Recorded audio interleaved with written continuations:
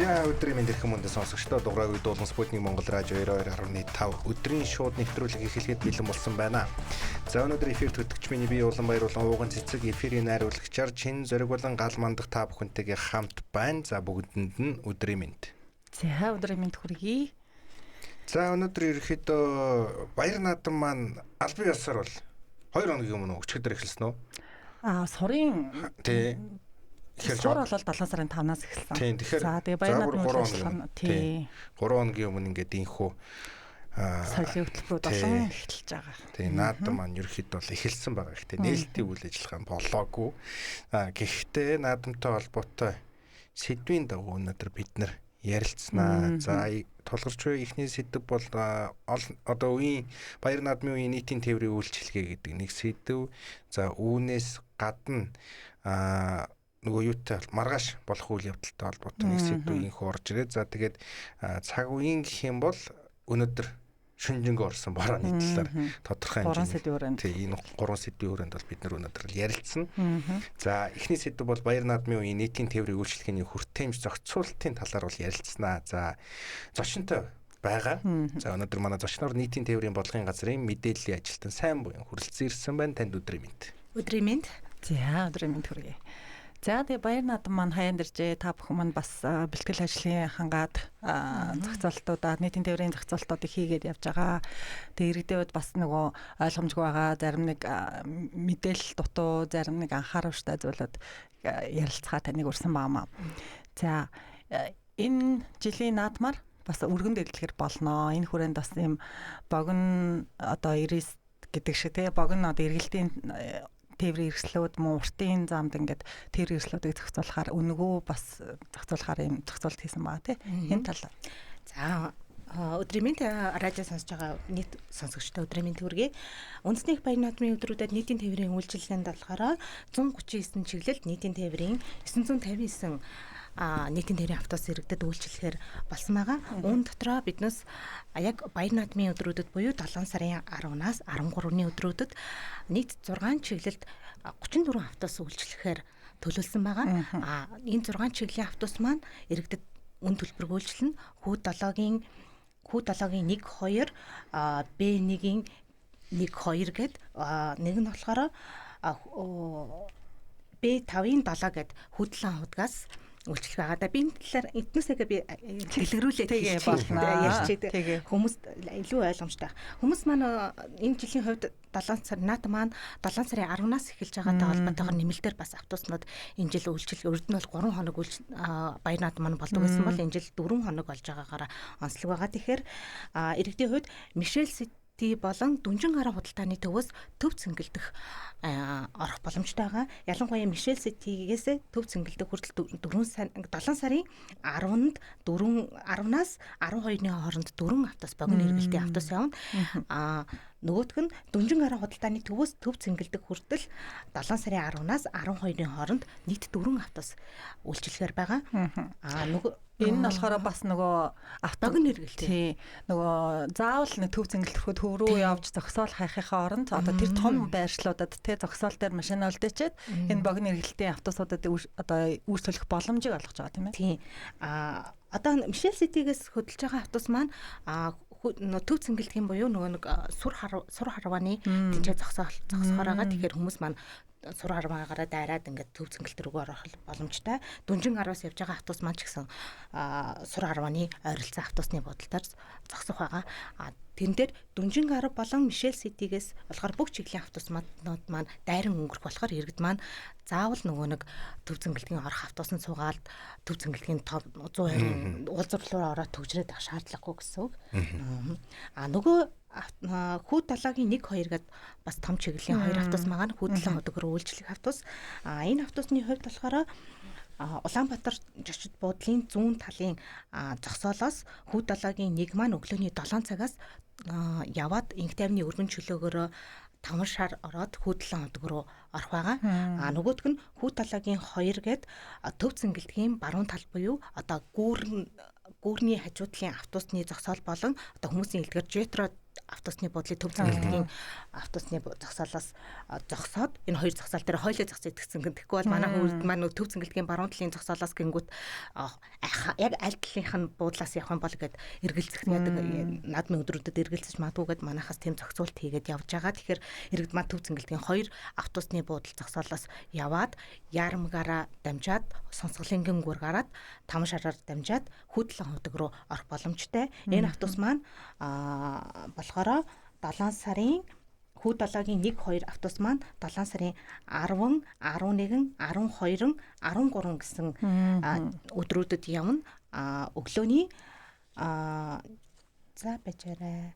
Хүү 7-гийн 2 буюу Улаанбаатар чөлт буудлын баруун талын буудлаас явах автобус маань өглөөний 6:30-аас ахуулаад Хүү талаа руу явж байгаа. Тэгэхээр өглөө эрт нөгөө нэг наадам Хүү талаа руу очиж наадам үзье гэсэн иргэдэд маань зориулаад 7:30-аас 6:30-аас явж байгаа гэдгийг маань сонсогчд маань маш сайн анхаарад өгөрөө. Тэгээд ялангуяа нөгөө чиглэлийнхаа мэдээллийг авъя. Хаана автобус маань хаана явж байгаа гэдэг мэдээллийг авах юм бол та бүхэн Улаанбаатар Smart Card аппликейшн болон UB Card аппликейшнаас Хүү 7-гийн 1, 2 гээд хайхад автобус маань хаана явж байгаа, хэдэн автобус явж байгаа гэдгийг манайх гараад ирэх боломжтой байгаа. 6:30-аас хойш хэдэн цагуудад байгаа бол ер нь Хүү 7-гийн 1 маань 17 сарын 10-нд болохоор 8 автобус явж байгаа.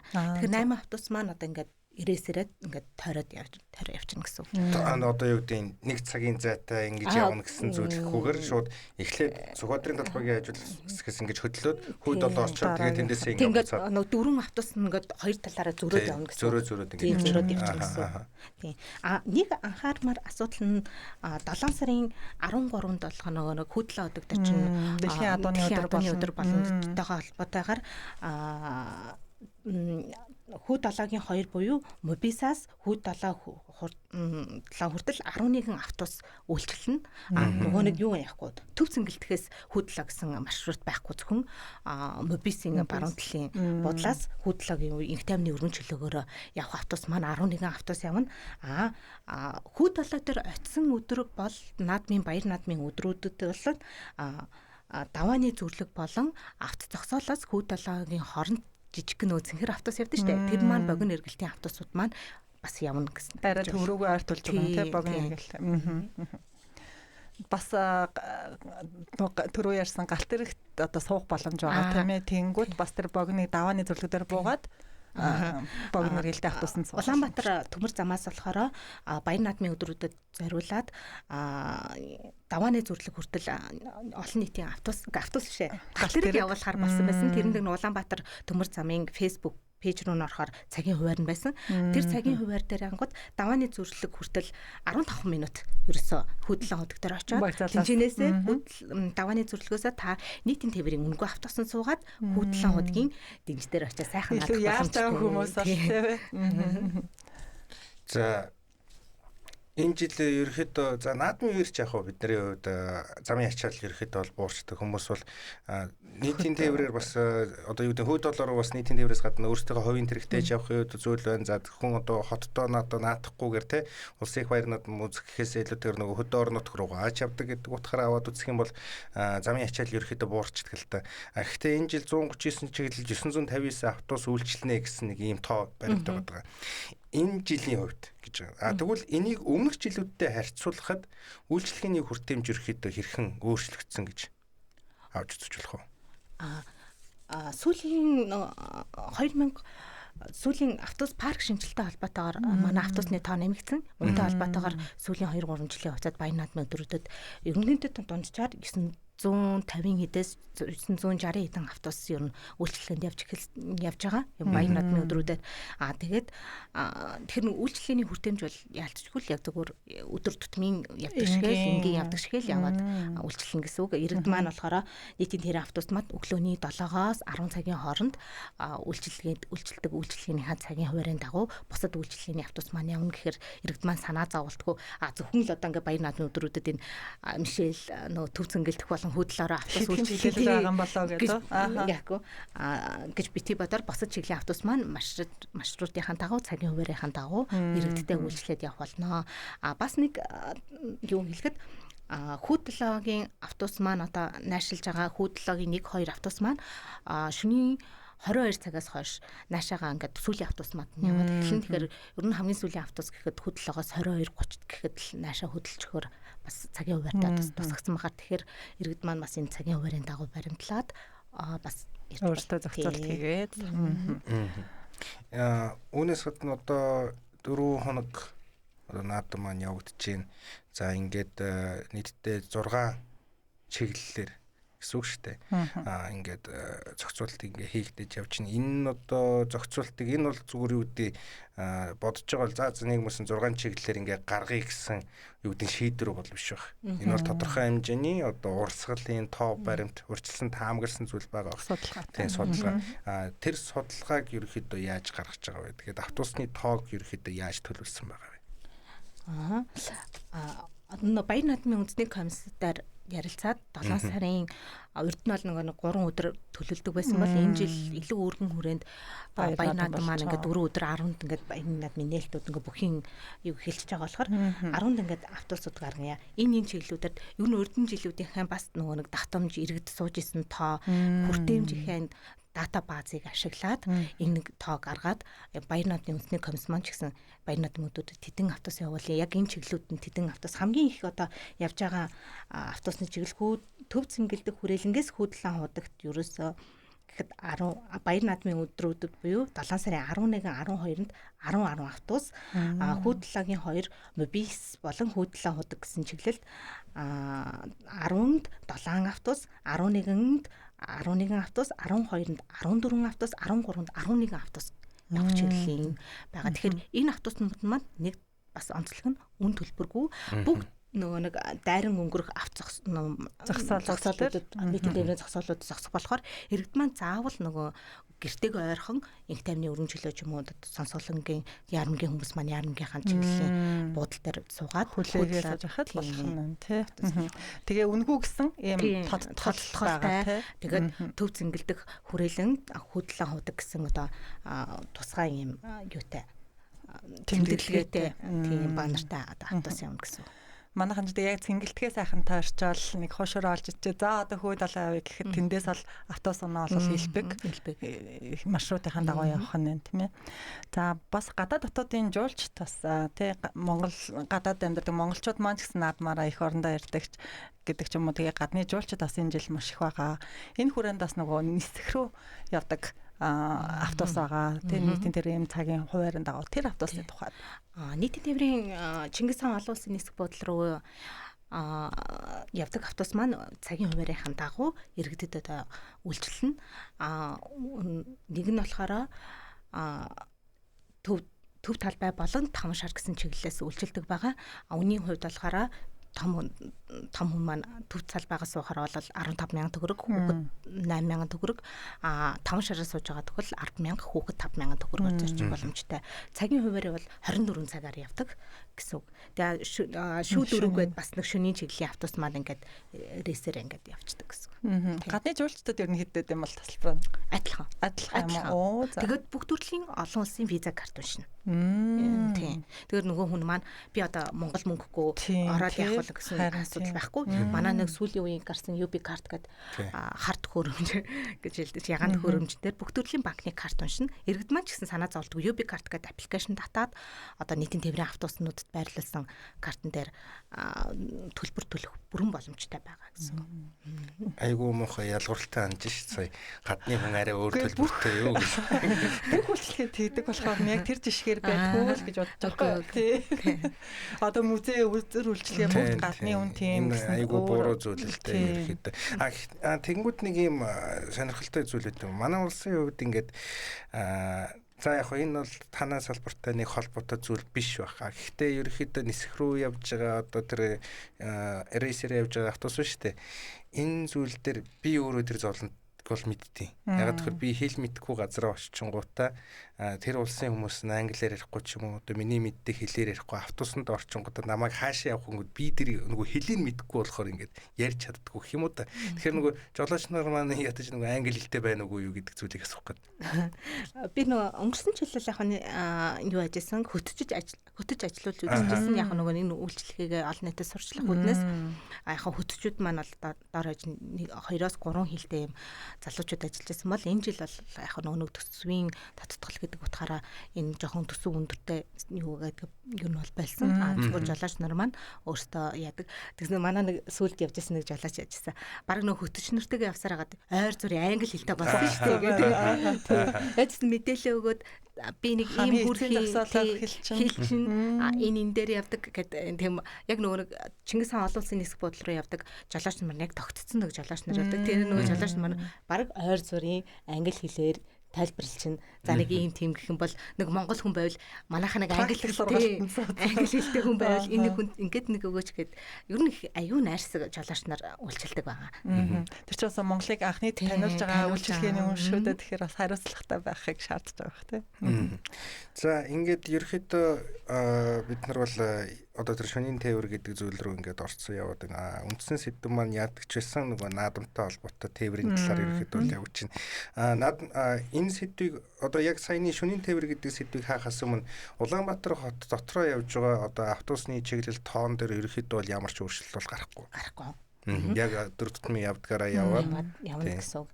Тэгээ Баяр наадмын өдрүүдэд маань шөнийн тээврийн хэрэгслүүд болгон шүүн 1, шүүн 2, шүүн 3 гээд нэг нь 5 шар нисэх 7 бодол ордог шөнийн автобус маань шөнийн 2 цаг хүртэл олон үйлчлэгэндээ явдгаараа явна. Тэгэхээр иргэд маань ч гэсэн Баяр наадмын өдрүүдэд гарахаар бол нийтийн тээврийн автобусандаа суугаад явах боломжтой. Тэгээ иргэд маань энэ автобуснууд маань одоо хаана явж ийн, яаж ийн гэд их асуудаг. Гэхдээ энэ дээр бол та бүхэн UB card application болон Улаанбаатар UB Smart гэдэг аппликейшнаараа тухайн автобусныхаа чиглэлийг хийгээд хайхад энэ автобус маань одоо энэ дэвж ин тэнд дэвж. Ялангуяа UB card application татчихад чиглэлээ хайхад яг энэ буудал дээр одоо яг энэ дээр явж ингээ бүр илүү наривчлалтай гардгийг бас хүмүүс бас тэр болгоно мэддэггүй. Тэгээд нөгөө чиглэлийн автобус маань ингээ бүр карта дарсны дараа би бас яг нэмэлтээр хүмүүст хэлж байна. Карта дараал нөх хүмүүс маань автобусанд ингээл юм алддаг тохиолдол айгүйх байдаг шүү дээ. Уул нь UB card application тий. Одоо Улаанбаатар Smart Card ч гэсэн UB card аппликейшнтэйгээ холбочвол та дараа нь заавал UB card аппликейшн дарахгүйгээр Улаанбаатар Smart Card-ийн картыг дарсан ч гэсэн дараа нь ингээд UB card аппликейшн руу орохоор ийм автобусанд та суусан гэд гараад ялангуяа бүр энэ автобусны ийм жолоочд ийм гараж дугаартай жолоочийн ийм автобусанд та суусан байна гэдэг гарч ирдэг. Тэгэхээр нөгөө жолоочийн мэдээлэл хүртэл гарч ирдэг. Тэгэхээр нөгөө нэг иргэд маань автобусанд одоо юм уу гээх ч юм уу алдсан тохиолдолд манай лавлах 7004 4040 гэсэн дугаарын утас руу залгаад та тэгээ нөгөө картынхаа дугаарын мэдээлэл өгдөг ч юм уу UB card аппликейшныхаа тэр суусан түүхээ харангуйтаа нөгөө жолоочийнхаа мэдээллийг өгч юм бол биднээс гараж дугаарын хамгийн гол нь маш сайн мэдэх хэрэгтэй. Тэгэх юм бол биднээс тухайн нөгөө жолоочд баазтай яриад юмыг нь олж өгөх. Камертай бүрэн камертай байгаа шүү дээ. Зөв.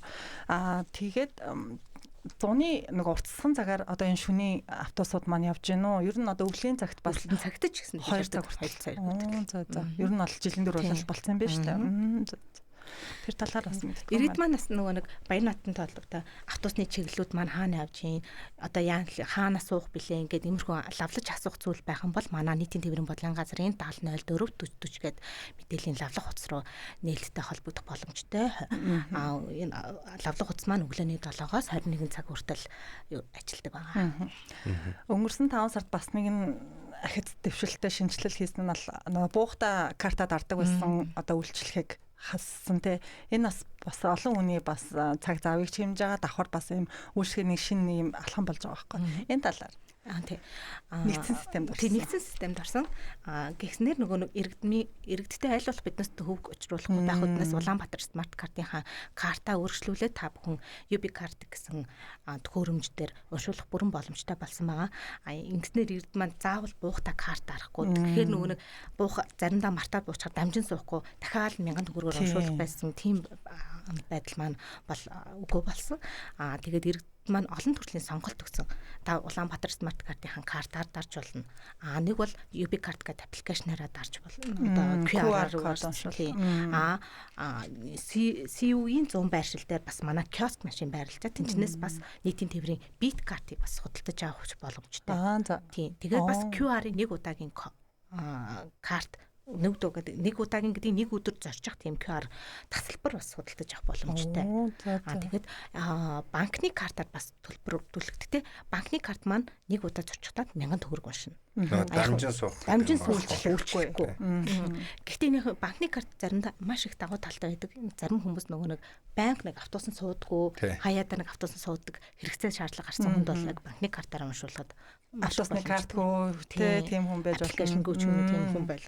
Аюу хэрэгтэй болчихлоо. Тэгэхээр нөгөө нэг иргэд бэлэн мөнгөөрч одоо төлбөрөө төлөх боломжтой. Тэгэхээр иргэд ерөөсөө автобусанд ороод төлбөрөө төлөхгүй байх ямар ч боломж байхгүй болчихж байгаа гэсэн үг байна. Тийм. Энэ маань тэгэл яг нийтийн тээврт автобусанд мөнгөө төлөөд зорчсноор ерөөсөө хүн бол биднес бол өдөрт 200 төгрөгөөр л ерөн зорчиж чинь гэсэн чинь 4 удаа дамжин сууж байгаа тохиолдолд бол энэ бол маш одоо давуу тал үүсгэж байгаа гэсэн. Дамжин төлснөөр л та энэ чинь хотынхон хөгжилд хувь нэмэр оруулж байна л гэсэн үг энэ мөнгө ч юм даа. За одоо жоохон сэдвийг ингээд томруулаад явъя. Юу гэхээр ер нь автобусанд сууж байгаа иргэдийн одоо нөхцөл байдлаараа өөр л байдаг л да. Чиглэлээрээ бас өөр. За тэгээд нөгөө цаг бас те ажлын цагт харж байхад одоо олуулаач байд юм уу. За тэгээд нөгөө зарим байдлаараа нөгөө нэг манай Улаанбаатарт чинь метро байхгүй ш метро байгаа шүү дээ. Ийм нэг гэсэн чиглэлийн нэг метро байгаа. За тэгэл энэ бүх зүйлийг ингээд аваад үзсэнгүүд ерөнхийдөө иргэд нийтийн тээврээр зорчихдоо яг юуг анхаарах хэрэгтэй юм бэ? Энийг юм одоо зөвлөгөө маягаар. Яг тэгэхээр бид нарт одоо нэг ярилцлага дуусахад нэг 3 минут байна. Тийм болохоор энэ зөвлөгөө болгоод ингээд ярилцлага бараг дуусах байх гэж би бодож байна. Одоо яг галтгоонд нь ажиллаж байгаа хүмүүсээ тий. Би яг нэг яг өдөр тутмын бас мэдээлэл ажилтан болохоор яг нэг өдөр тутмын мэдээлэл аавн төлөвлөлт яг иргэдээс юу н хамгийн их одоо өөрөө ч гэсэн нийтийн тээврийн автобусаар үйлчлүүлдэг анзаарч хахад одоо ирж хахад ерөөсөө автобусанд суугатаал суухаас ахуулаад автобусны буудлын дээр очихоос ахуулаад ерөөсөө нэг гэрээс гарахаас ахуулаад ерөөсөө та төлөвлөх ерөөсөө мөн боломжтой. Гэрээсээ гарахтаа л та миний сууж байгаа автобус за би хаанаас хаана очих вэ? За би ямар автобусанд суух вэ? За хамгийн түрүүнд би ямар автобусанд суух вэ гэдэг хараад аппликейшнаас хараад за миний автобус хэдэн минутын дараа за 2 3 буудлын дараа ирэх юм байна. За энэ 3 буудал чинь за дунджаар би нэг хэдэн минут явхад хүрчнэ гэдэг хүн баримжаад байдаг шүү дээ. Тэрийг тэрнээс ахуулаад хүн төлөлтөө ер нь хийгээл суучаад ерөөсөө тэгэл нийтийн тээврийн автобусанд суухаас өмнө төлбөр төлөх одоо бүх банк карта гаргаад бэлэн дарсан байх хэрэгтэй.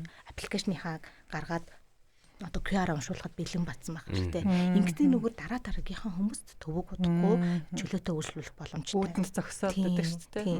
Тэгээд тэгсэн тохиолдолд тэгээд ороод нөгөө нэг зөв боловсон үйлчлүүлэл явчихад болно.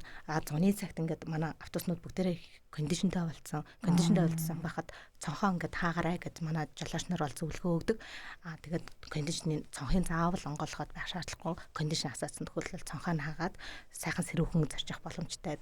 Өвлийн үлрэлж гэсэн маш их дулаахан болсон шүү дээ. Тэгэхээр нөгөө нэг өөрөө нөгөө нэг төлөвлөлтөө хийгээд аппликейшнасаа хараад юмаа ингээд ячихад бол ерөөсөө зорчоод ямар ч асуудал байхгүй гэсэн. Бас нэг нийтийн тээврээр үйлчлүүлэн гэдэг нь өөрөөс хоёлаа юм л та. Тэгээд би бас давхар нэмээд зөвлөгөө өгөхөд үр хөвчтэй залуучууд маань үр хөвч урдаа үрдэг байгаасаа л гэж өгсдөг байхгүй. Тэр чинь яг нэг хүний зай байгаад байдаг байхгүй. Тэгээ араар нь зүрх гэхээр нөгөө хүнийх нь ингээ хүнд хүрэхтэй цүнхэн ингээд одоо хөд яагаад ер нь тохгүй аль хиндээ тохгүй байдал үүсэж байдаг. Автобусаар дөрөн Квазимото нуруулсан юм байдаг тест. Яг энэ дээр би дахиад хэлчих соёл гэж хэлэх айгүй буруу шүү. Юу гэхээр энэ зүгээр нийгэм шиг л асуудал. Олуулаа бүгдээрээ нэг газар бид нэр угаасаа соёлоос аваад үзэнгөө тусдаа амьдардаг байж байгаа. Одоо нэг сүүлийн 100 жил соёл 100 жил хүрэхгүй хугацаанд нэг газар ингээ бөөнөр амьдарч сурж байгаа байхгүй. Тэгэхээр энэ зүгээр нийгэм шиг асуудал болсон ш. Хотын соёл ч юм уу, тийм дүүшлүүлэх ингэх соёл гэж хэлэх буруу шүү. За баярлалаа. Өнөөдөр манай зочноор нийтийн тээврийн бодлогын газрын мэдээллийн ажилтан сайн боён байлаа. Тэгээд баяр наадмын үеэр зорчих одоо нийтийн тээврийн одоо мэдээллийг та бүхэн бас UB карт юу лээ? Нийтийн тээврийн бодлогын газар гэсэн пэйж хуудаснаас болон UB карт, UB Smart гэдэг аппликейшнуудаас авах боломжтой.